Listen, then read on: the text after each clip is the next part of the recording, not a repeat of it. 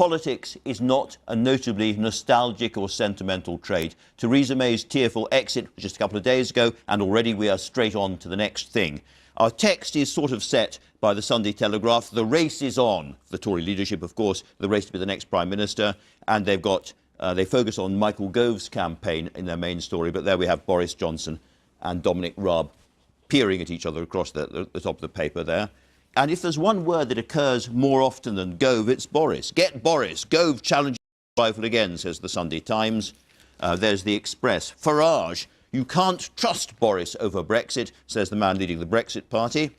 The Sunday Mirror. Boris wants a quickie. It says ho, ho, ho. PM race turning toxic already. That's certainly true. The Mail on Sunday.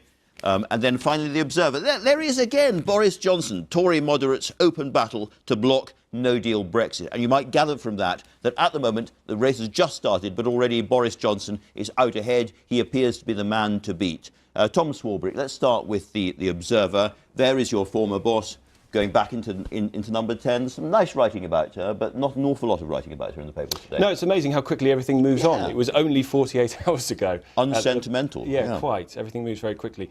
Chris Wilkins, who was my former colleague who worked as an advisor in number 10 to Theresa May, uses Theodore Roosevelt's Man in the Arena speech, which is actually framed in number 10. It is not the critic who counts. The credit belongs to the man, or in this case the woman, who is actually in the arena, whose face is marred by dust, sweat and blood. He says that she is in many ways a simple, unremarkable person. There was lots of commitment from the Prime Minister to her Saturday morning routine when she would go and collect the shopping or she would go to the gym. He reflects, and I can reflect too, woe betide anyone who tried to get in the way of it. It all ended literally in tears, but how do you think history will remember Theresa May, Tom? Don't know yet. Let's wait and see how the present develops. At the moment, it seems that it might be a little unkind, but it depends on the success of her successor, I think. It certainly does. Well, let's move unsentimentally on to the next thing.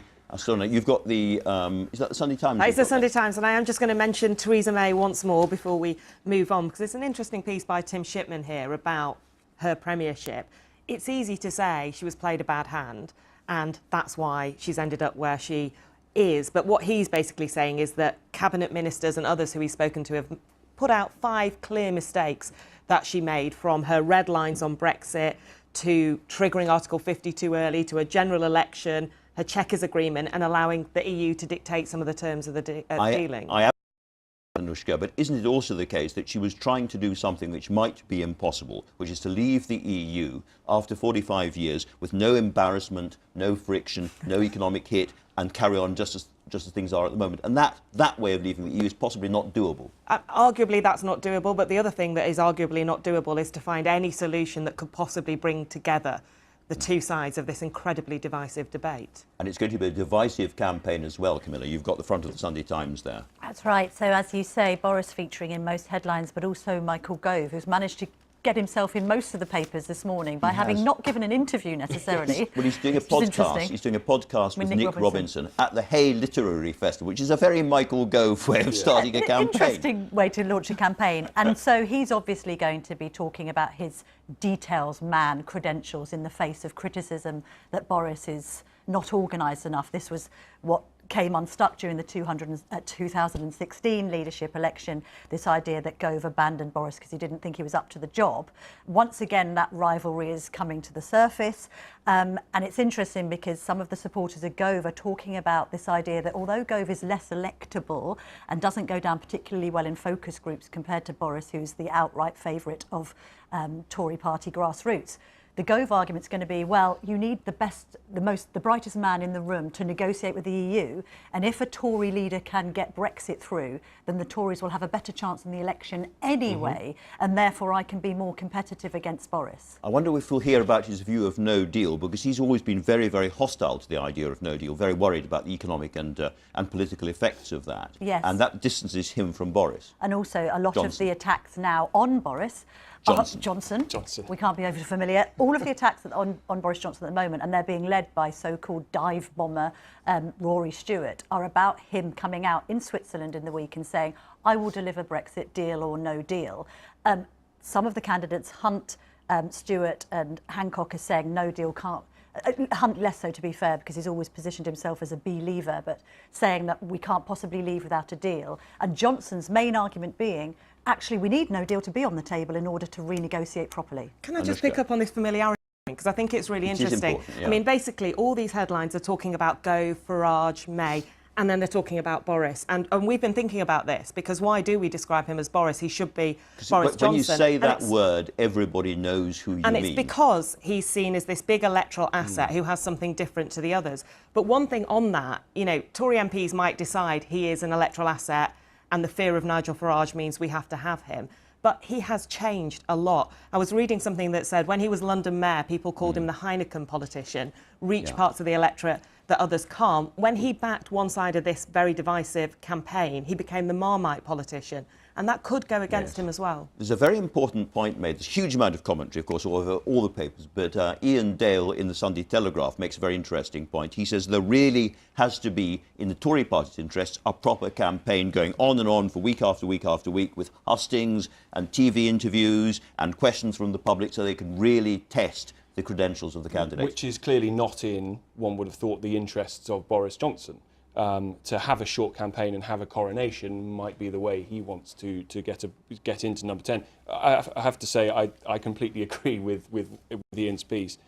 It's got to be the way to have a proper contest so the public can see, the membership can see, and we can test the candidates that are brought forward, because the criticism of Theresa May, of course, is she was never tested out in that environment. And you can have him on LBC and you can have him on the Andrew Marr show. Although the other interesting thing that Ian Dale says, which I think is something people should think about, quite a few of these candidates are saying we have to leave by October the 31st. Yeah. He points out this will be done at the end of July. Yeah. The commission will be asleep in August. A new commission's not in place till November the 1st. He thinks the sensible candidate should actually say, we'll ask for a year extension and we'll do some proper no-deal planning. Camilla, you know the Tory party pretty well. Do you think a candidate who do that kind of thing has any chance at all in this election? Because Rory Stewart, for instance, said on this sofa, on that chair, it's not the sofa, last week that he wanted to rule out no deal, possibly by law, straight away if he became Conservative leader. A lot of Tory voters think that that was a catastrophic decision that Theresa May made, or at least you'll speak to the Chancellor about it later, which completely compromised the negotiations from day one.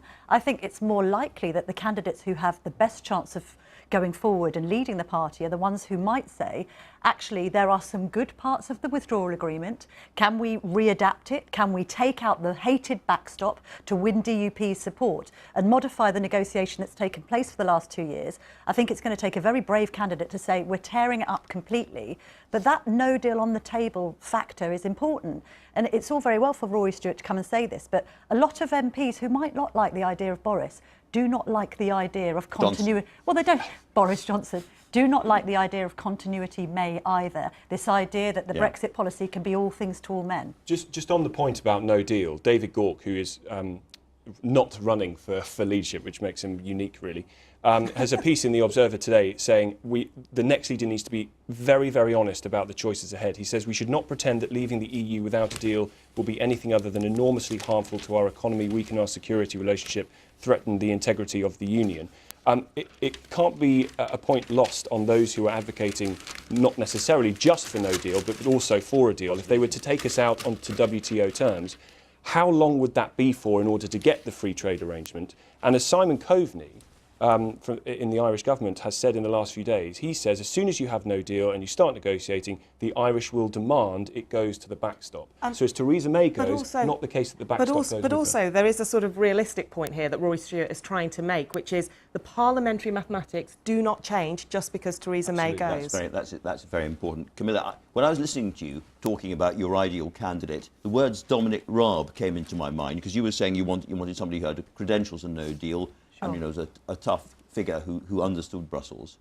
Well, I think that there's some fear in Brussels of both Raab and Johnson in the sense that they know that they're going to be a lot tougher. I'd also make the point about the parliamentary arithmetic. Political decision-making, of course, with regard to supporting deals or not, isn't just about the cold, hard numbers. It's also about leadership. A lot of MPs didn't support the withdrawal agreement because they felt that Theresa May had been duplicitous and lied to them. Therefore, if they are energised by a leader who they think can take them beyond Brexit and actually beat Corbyn, that might incentivise a few more people to to support, particularly if the deal can be tweaked. But But this is the we've big seen question. Can I ask one other arithmetic point, which is that the Telegraph has party membership soars, the Tory party membership, by 36,000 as he prepares to choose a new leader. But this is a very strange moment for the country. 140,000 people, or whatever it is, get to choose the new Prime Minister. And one of the big questions is, are they all traditional Conservatives, or is there a crossover between people who are voting and campaigning for the Brexit Party on the one hand and the Conservative Party? Because you think you can't join the Conservative Party unless you're a Tory, if you're a member of any other party. But the Brexit Party doesn't have members. Quite, and the Conservative Party for some time has been, from CCHQ and the stories we read about it, have been dealing with this issue of entryism. There is a block of about 60 MPs within the Conservative Party who are trying to be a drag anchor on the party moving to the right via the Brexit Party. Even without the membership entryism, if there is entryism going on, even without it, all the polling showed that Tory members are way more in favour of no deal than the general population, way more in favour of Brexit than the general population. So whoever is going to win this has to have a position that will get through that membership. And overhang this whole conversation, we don't know the results of the European elections, we can't know the results, and we can't talk about the results because we don't know them. But what we have seen is the rise and rise and rise of Nigel Farage's Brexit Party. Big rallies all around the country, enthusing quite a lot of people who were and perhaps still are part of the Conservative family. To what extent do you all think that that is going to shape, that event is going to shape the Conservative leadership campaign? Massively, not least because there are a lot of Labour leavers who have been at these events. I was at that Featherstone Men's Working Club for the Brexit Party rally, where Anne Widdecombe was given a standing ovation. Completely unprecedented scenes. The polling is suggesting that the swing voter wants a Eurosceptic leader who might have a more social justice agenda. So what's interesting when you look at Mr Raab, who you're going to speak to in a minute, and then Johnson, is that battle for the centre ground, because of course Johnson wants to package himself and is a one nation Tory with a strong Brexit bent. That seems to fit into some of the polling, which suggests that's what the swing voters are looking for. Isn't the truth, is the point that you were making earlier, that that some part of the withdrawal agreement is going to have to go through, and the irony might be that something very close to what Theresa May agreed but couldn't sell actually gets voted for by a Prime Minister who is Eurosceptic and says, well, I didn't do this, but we've got to get through this, let's get through and I'll make the best of the next Boris part of it. and Dominic Raab all voted for the and that's why withdrawal agreement. Farage here is attacking them from the other side of it, saying they did vote for the withdrawal agreement, that's why you can't trust them. In short, and underlining that we are guessing at this moment, do we expect a really, really bad and grim night for the main parties? Yes. Certainly for Tories, but I think because that's already priced in, Labour could be the story. And it's amazing, the quotes from Tom Watson, the deputy leader in The Observer today, basically saying that his party is going to be punished for not taking a firm position over Brexit. Absolutely, it'd be the local elections all over again, perhaps. All right, well, thank you all very much. Lots to look forward to and watch all day today. It's been sunny.